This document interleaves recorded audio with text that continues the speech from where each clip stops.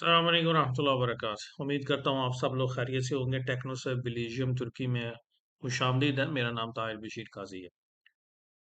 आज मैं आपसे तुर्किश नेशनैलिटी के हवाले से बात करना चाहूँगा और अपना पर्सनल एक्सपीरियंस आपके साथ शेयर करना चाहूँगा कि तुर्किश सिटीजनशिप जो रियल एस्टेट इन्वेस्टमेंट के ज़रिए की जाती है, उसका क्या प्रोसेस है, कितना टाइम लगता है, क्या-क्या स्टेप है और कौन-सी ऐसी कबाहतें हैं जिनका आपको सामने सामना करना पड़ सकता है और किससे बचा जा सकता है।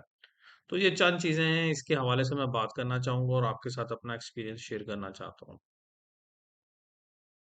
इस सारे मामले में जब सिटीज़नशिप के लिए आप बिस्मिल्लाह करते हैं, तो जैसे आपको इसके नाम से ही आइडिया होगा कि सबसे पहले तो एक रियल एस्टेट का एक एसेट है, एक टेंजिबल एसेट है जिसकी वैल्यू $4 लाख होनी चाहिए, वो आपको खरीदना है। मैंने जो अपनी सिटीज़नशिप की, मैंने $2.5 लाख वाले एसेट के साथ की थी। अल्हम्दुलिल्लाह इस बात को भी तकरीबन 1 साल से ऊपर हो चुका हुआ है। तो लेकिन इस सारे मामले में क्यों देर लगती है या लग सकती है या बहुत सारे लोगों में बहुत सारे लोगों के जो केस है वो अप्रूव क्यों नहीं हो पाए या उनको इतनी ताख़ीर क्यों हो गई है। मेरे पास बहुत सारे क्लाइंट्स आते हैं, चूँकि मेरा अपना कंसल्टेशन का इदारा भी है और एक लॉ फर्म है जिसके साथ मैं काम करता हूँ, तो हमारे पास बहुत से ऐसे क्लाइंट्स आते हैं जिनको सिटीज़नशिप का केस अप्लाई किए हुए 2 साल भी हो चुके हुए हैं, लेकिन अभी तक उनका सिटीज़नशिप का केस अप्रूव नहीं हुआ। उसके पीछे बहुत सारी लॉजिकल मिस्टेक्स होती हैं जो वो करके आए हुए होते हैं, और लेकिन चूंकि प्रोसेस खत्म हो चुका होता है और वो फाइनल अथॉरिटी के पास अप्रूवल के लिए गया होता है केस, तो उसमें हम लोग बाद में कुछ भी शामिल नहीं कर सकते। तो एनीवे मैं आपसे अपना पर्सनल एक्सपीरियंस शेयर करना चाहूँगा। मुझे 2023 में सिटीजनशिप अवार्ड हो गई थी।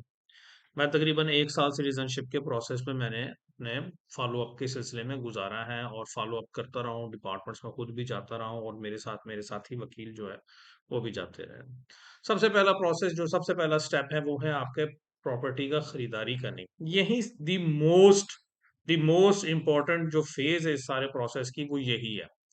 अगर आपकी खरीदारी ठीक हुई है, मैं पैसों की बात नहीं कर रहा, अगर आपकी खरीदारी ठीक हुई है, बाई लीगल फ्रेमवर्क की हुई है और आपने उसके सारे पैरामीटर्स और प्रोटोकॉल पूरे किए हैं, आपने किए हैं, चूंकि आप नई मार्केट से आप एक एज ए फॉरेनर आए हैं, आपको बहुत सारी चीजों का इल्म नहीं होता, तो बहुत जरूरी है कि आपके पास या आपका साथी या आपका एसोसिएट ऐसा कोई बंदा हो जिनको इन सारी चीजों का पता हो और वो आपको साथ लेकर चले और हर चीज में आपको एजुकेट भी करे और आप उसकी इंफॉर्मेशन को वेरीफाई भी कर सके। वेरीफाई करने का तुर्की में हर चीज का सिटीजनशिप की प्रोटोकॉल को वेरीफाई करने का बहुत आसान तरीकेकार है, जो मैं अपनी वीडियो में फर्दर जाके भी आपको बताऊंगा इंशाअल्लाह। तो अगर आप हर चीज और आपकी हर खरीदारी का जो पैरामीटर है वो सिटीजनशिप के प्रोटोकॉल के बिल्कुल एन मुताबिक है, तो it should not take more than 6 to 8 months for the approval. जिस वक़्त आपने अपनी खरीदारी कर ली है, जैसे कि खरीदारी करने के लिए पैसे का या फ़ॉरेन करेंसी का अकाउंट में डिपॉज़िट होना ज़रूरी है, उस डिपॉज़िट को तो फ़ॉरेन करेंसी का तुर्किश लीरे में एक्सचेंज सर्टिफ़िकेट का बनना ज़रूरी है, फिर उसका पेमेंट ट्रांसफ़र है टू द सेलर, और इन सारी चीज़ों के बाद आपके रजिस्ट्री यानी टापू का हसूल है। तो ये सारी चीज़ें हो गई हैं, चाहे वो लैंड हो, चाहे वो दुकान हो, चाहे वो आपका रेज़िडेंशियल अपार्टमेंट हो, कुछ भी हो, टेंजिबल एसेट होना चाहिए। सिटीज़नशिप के पैरामीटर्स के लिए टेंजिबल एसेट होना चाहिए, जिसकी वैल्यू जो है, वो $400,000 या उससे ज़्यादा की हो। अब यहाँ पर बहुत सारे जो रियल एस्टेट के एजेंट हैं, एजेंट हज़रात जो हैं, वो आपको मिसगाइड करते हैं कि ये आप 2 लाख की ले लें या आप 1 डेढ़ लाख का एसेट ले लें, हम 4 लाख का दिखा देंगे, ये पेमेंट की रसीद आ जाएगी, ये ऐसे हो जाएगा, ये वो वैसे हो जाएगा। ये टोटल बोगस है, ऐसा कुछ भी नहीं होगा भाई। जिस वक़्त आपके अगर आपके रजिस्ट्री के ऊपर भी 4 लाख लिखे हों और $1 लाख की आपने एसेट लिया हो और आप अप्रूवल के लिए केस भेज देंगे, तो जो फाइनल अथॉरिटी है, वो इवैल्यूएशन के लिए दोबारा दूसरी एजेंसी को भी, अपने दूसरे ऑफिसर को भी अपॉइंट कर सकती है और करेगी। क्योंकि आपने सिर्फ $4 लाख का एसेट उस गली में, उस मोहल्ले में या उस बिल्डिंग में या उस प्रोजेक्ट में लिया है, जबकि इर्द-गिर्द के जितने भी लोग हैं, सबका एसेट तो 1-1 डेढ़-डेढ़ लाख का है। तो there will be an inquiry and your all program will be cancelled, और वो नलिफाई हो जाएगा। बल्कि उसके साथ साथ आपको सिटीजनशिप का जो भी आपने सारा सिस्टम चलाया वो टोटल खत्म हो जाएगा और गवर्नमेंट उसको डस्टबिन में डाल देगी। तो इन सारी कबातों से बचने के लिए अगर आपने सिटीजनशिप करना, तो हर चीज जो है वो अकॉर्डिंग टू द लॉ कीजिए प्रॉपर चैनल से आइए, प्रॉपर चैनल से अपनी खरीदारी कीजिए और अपना सिटीजनशिप का केस अप्लाई कीजिए, तो इंशाल्लाह वो डेफिनेटली अप्रूव होगा। तो जिस वक्त आप ये सारे कागज पूरे कर लेते हैं, प्रॉपर्टी आपके नाम लग जाती है, नाम लगने के बाद तो नफूस यहाँ का एक बेसिकली मर्दमशुमारी का डिपार्टमेंट है। उसी के साथ जुड़ा हुआ वतनदाशलक का डिपार्टमेंट, नफूस एंड वतनदाशलक इल्ची मुदुरलो, NVIM, एक डिपार्टमेंट है नफूस वतनदाशलक इल्चे मुदुरलो।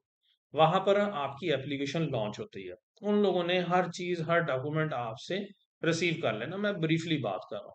जब वो आपसे रिसीव कर लेंगे, आपसे हर चीज वो कबूल कर लेंगे, आपका रिसीविंग कर लेंगे, तो उसके बाद वो आपको एक temporary another foreigner ID card फौरन जारी कर देते हैं, जिसकी कैटेगरी जो है वो जे होती है। J, J for Jack. Jack category का कार्ड आपको मिल जाएगा, और उसके साथ ही आपकी सिटीजनशिप की केस जो है, वो एप्लीकेशन जो है वो मुतलका अदारे में वहीं पर रिसीव कर ली जाएगी, और आपको एक लेटर भी मिल जाएगा कि आपकी जो एप्लीकेशन है, एक SMS आपके इसमें बहुत इंपॉर्टेंट चीज है कि लोग अपना मोबाइल नंबर खुद का नहीं देते। वो क्यों नहीं देते हैं कि वो फ्रीक्वेंट विजिट्स पे आ रहे होते हैं, उनके पास एक लोकल नंबर नहीं होता, तुर्किश का मकामी नंबर नहीं होता।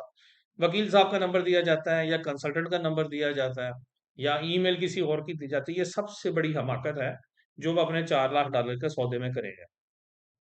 जहां कहीं पे भी कॉन्टेक्ट नंबर देने की जरूरत हो, भाई अपना नंबर दीजिए। जहां कहीं भी ईमेल देने की जरूरत हो, भाई अपनी ईमेल दीजिए।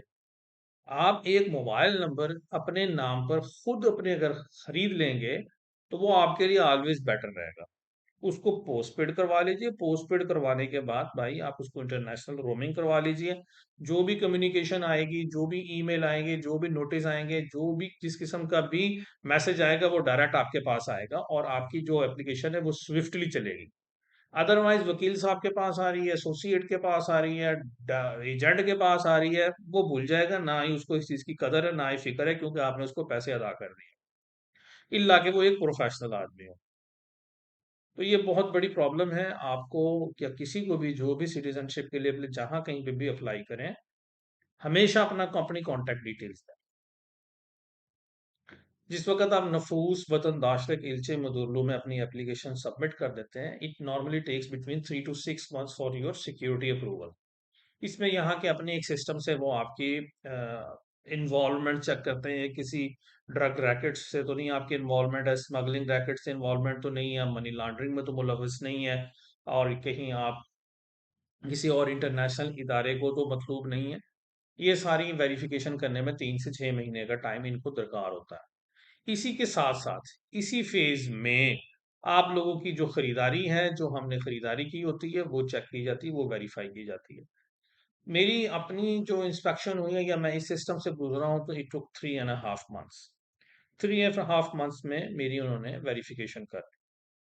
मेरा जिस वक्त केस अप्रूव हो गया था, केस अप्रूव होने के फौरन बाद मुझे एक SMS आया, नफूस बंदाशल इल्ची मुदुरलू से मुझे एक SMS रिसीव हुआ। उस SMS में एक हाइपर लिंक भी मौजूद था। जिस वक्त मैंने हाइपर लिंक में क्लिक किया, तो एक नया पेज फॉर्म डाउनलोड हो गया। उस फॉर्म में मेरा तुर्किश ID कार्ड नंबर लिखा हुआ था, मेरा लिखा हुआ था, मेरी वाइफ का, मेरे बच्चों का, सबका एक फॉर्म के ऊपर सब कुछ लिखा हुआ था। वो वाला फॉर्म लेके फिर हम दोबारा यहाँ पर नफूस की एक डिपार्टमेंट है कायम मकामलक में, अपॉइंटमेंट बना के इसी NVI की वेबसाइट पे, नफूस वतन दाखिले के इल्चे, इन लोगों की मुदुरलों के वेबसाइट है, NVIM के नाम से ही है। यहाँ पर जाके अपॉइंटमेंट जनरेट करते हैं, उसको रैंदावो बोला जाता है यहाँ पे। तो वो रैंदावो आप अपने गिवन डेट और टाइम के ऊपर अपने सारे डॉक्यूमेंट्स लेके दोबारा इमिग्रेशन के ऑफिस में, सॉरी नफूस के ऑफिस में आप विजिट करते हैं। चूंकि आप मकामी तौर पर तुर्की में मौजूद हैं, तो यहाँ पे वो इमिग्रेशन का डिपार्टमेंट नहीं होगा, वो बेसिकली वजारत दाखिला के तहत काम करने वाला मर्दमशुमारी का एक डिपार्टमेंट है। उस डिपार्टमेंट में हर किस्म की जो मालूमात है वो शेयर की जाती हैं। वो अब अपने आपके जो एक्सेप्टेंस का लेटर है उसके साथ, और अपने पासपोर्ट्स की कॉपीज के साथ, वो सब कुछ लेकर आप उनके डिपार्टमेंट में चले जाएंगे। वहां पर जाकर वो जब जो अपना फॉर्म देंगे, तो साथ में आपको अपनी फिंगर प्रिंट्स जो हैं वो आपको वेरीफाई करने पड़ेंगे। जैसे ही आप अपने फिंगरप्रिंट्स वेरीफाई करेंगे, तो वो आपके नया एक ID कार्ड, जो तुर्किश ID कार्ड है, तुर्किश जमहूरियत ID कार्ड है, वो आपका प्रिंटिंग प्रोसेस में आ जाएगा। जिस वक़्त तकरीबन 3 से 5 वर्किंग डेज़ लगते हैं, 3 से 5 वर्किंग डेज़ के अंदर आपका तुर्किश आईडी कार्ड प्रिंट होकर आपके दिए हुए एड्रेस पे पोस्ट कर दिया जाता है। यहाँ पर समझने वाली सबसे बहुत जो ज़रूरी बात है, वो ये है कि आपका एड्रेस। मोस्टली लोग क्या करते हैं कि वो अपना एड्रेस नहीं देते। वो एड्रेस चूँकि उन्होंने प्रॉपर्टी पे इन्वेस्ट कर लिया, आगे किराए पे प्रॉपर्टी दे दी, तो खुद कहाँ पे रह रहे हैं। तो ये एक बहुत बड़ा प्रॉब्लम है सिस्टम के लिए। तो जिस वक़्त आपकी सिटीज़नशिप की एप्लीकेशन लॉन्च हो, भले ही आपके पास किराए का अपार्टमेंट हो, you should have your own address. After that, within 3 to 5 working days आपको आपका Turkish ID card like this जो है वो पोस्ट के ज़रिए भिजवा दिया जाता है।